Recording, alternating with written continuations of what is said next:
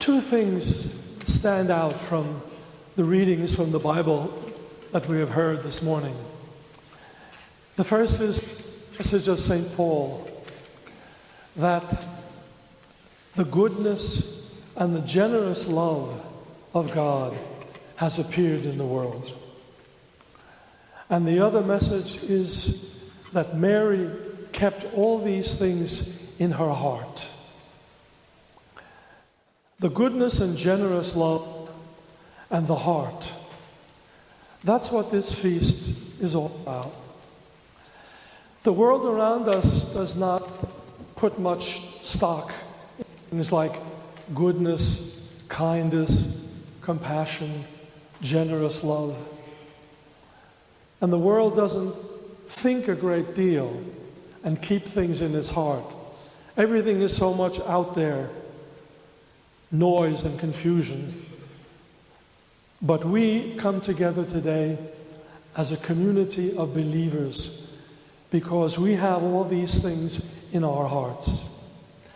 Not only Mary, but all of us, each and every one of us, has the presence, the reality of God in our hearts.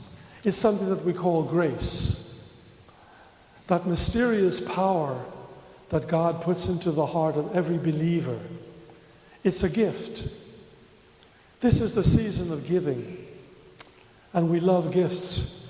We love to receive them, and I hope we love to give them. The gift of God is His own presence, His own reality within us, deep within each and every one of us.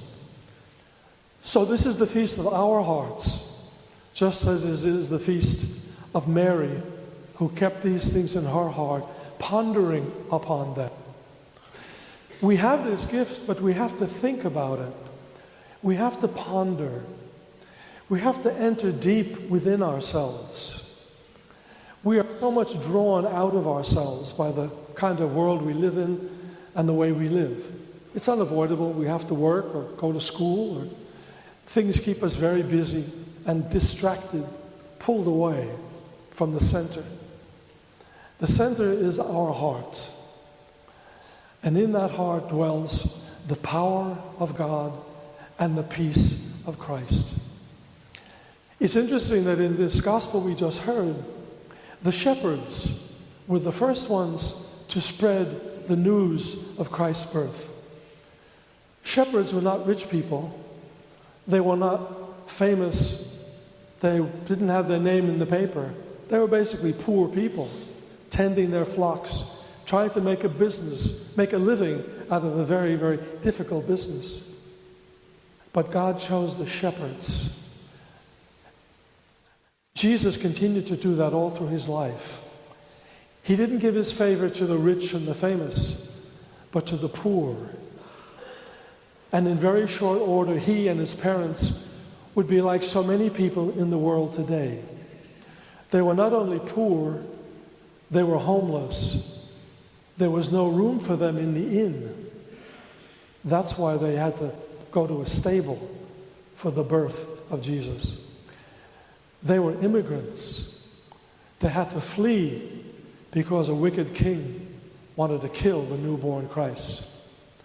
So they were poor, they were immigrants, they were fleeing. Things that we know and recognize in the world around us today. But Mary kept all those things in her heart.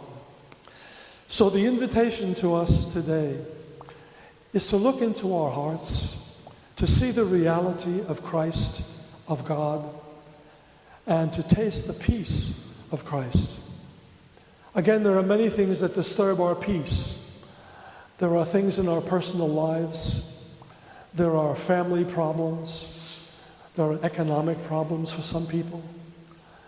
And yet, we seek the peace that has been put there by Christ himself. And the light of a new dawn shines on us. Later this morning, the prologue to the Gospel of John will be read. And in that it says, a light shone in the darkness. Christ was the light coming into the world, into the darkness of the world. But the darkness did not overcome the light. The light continued to shine.